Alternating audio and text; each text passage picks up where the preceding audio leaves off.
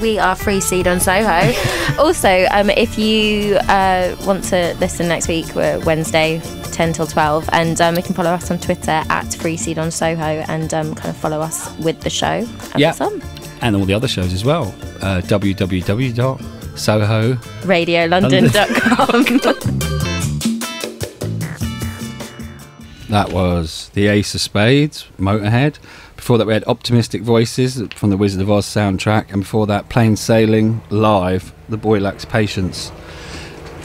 And in the studio right now we have actor, comedy legend, writer, pioneer of comedy. Yeah. The Nigel brilliant Planer. Nigel Planer. Hello, good morning. Good morning. Good morning. How are you? Yeah, I'm not bad. This is a very strange place. It's like I'm in a coffee shop in Soho, and it happens to have a radio studio in the middle of it. It's pretty cool. It's very cool. It's very weird, though.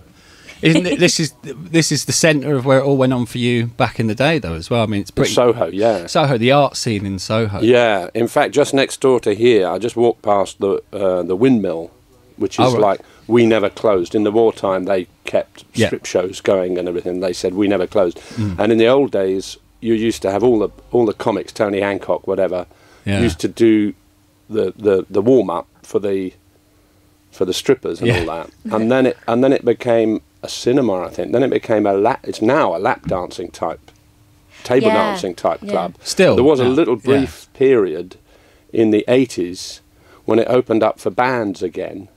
Right. So it did close in terms of comedy and stuff, and it opened up for bands and comedians. And I was the first person to play the Windmill Club, first comedian to play the Windmill Club after this 30-year lapse when it hadn't had comedians. And wow. And what was the routine? Do you know, I can't even remember. It was probably it would have been 80s. It would have been a Neil one-man show stuff. Oh right, yeah. That was the era, wasn't that sort of decade? Like, it seems like the Comedy Store ruled the 80s. Yeah, it started just round the corner from here in Mead Street, which was again a strip club. Don Ward's some kind of a strip club, but we used the dead time they had. Like there was one of their little theatres wasn't being used as a strip club, so we managed to get a Comedy Store in there, a gong show, right, where you were gonged off if you didn't get the laughs, or if the audience didn't like you, or threw ashtrays at you, which they used to do as well. Oh God, not so good. Glass ashtrays. That must have been terrifying. The gong show aspect, a lot of people didn't like that because it was very frightening, and also not necessarily good for comedy. You need a bit more space and to have confidence to be funny, you know. It was pretty cruel. But there was a sense that you were, I don't know, this is what it seemed like looking at it, that you were breaking new ground. Yeah, I mean, that was the excitement was that it was bonkers what we were doing, and it never been seen before, and it was insane to even attempt it, and that was.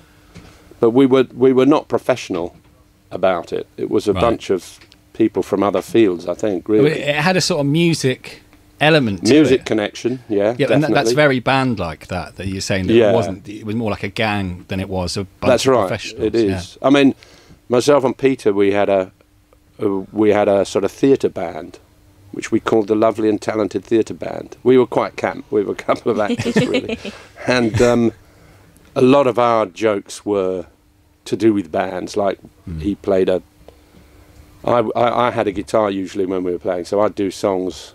We did a photographer, we did a band. I did Neil, who was originally a folk singer, who sang very bad songs. That's where that character. He said, "I'm going to do a couple of numbers for you now. They're both pretty bad, so I'm going to do the worst one first, so the second one won't seem quite so bad." That was how it all started out for us.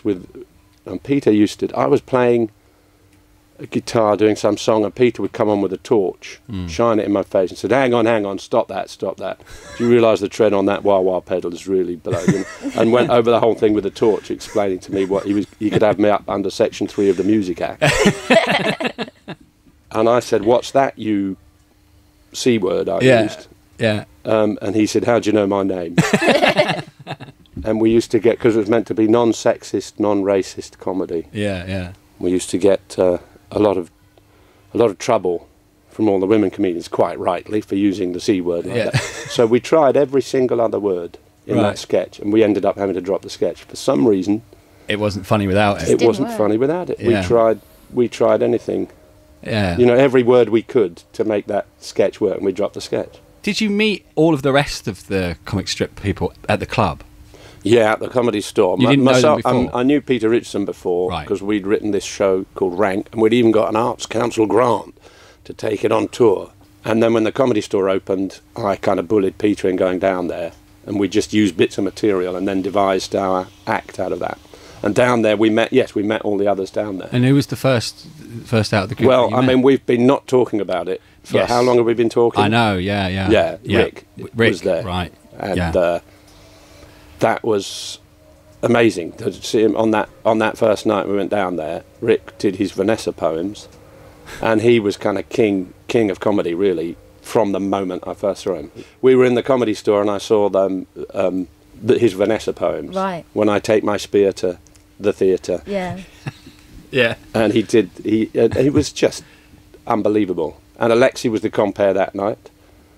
But seeing Rik that night was like, you ring everyone you know and say, my God, I've just seen this incredible thing. Yeah. Amazing, his act. He could come on and do... it wasn't about words. Somebody's written... I've read all these bits in the papers now. And somebody said it was not about what he was saying, it was about something else. And there was one time at the Comedy Store, he could go on, and he was doing it deliberately to challenge himself. So he would do these kind of stunts to see how far he could take it. Like not saying anything. How long can he stay on without saying anything? Wow. That takes guts. And this night it was, how long can I stay on and just say the word "what" before I do my routine? And we didn't time it. It was minutes. Was it? Right. Minutes. I mean, he was on going, so he'd come on and keep quiet and look, and people are giggling and think, what's happening? And he'd go, what? What? Like that. So they'd laugh some more. What do you mean? He'd go, no, what? Yeah. What? And he'd turn around and go, what? What? What is it? What? You know, like that. And it went on for minutes.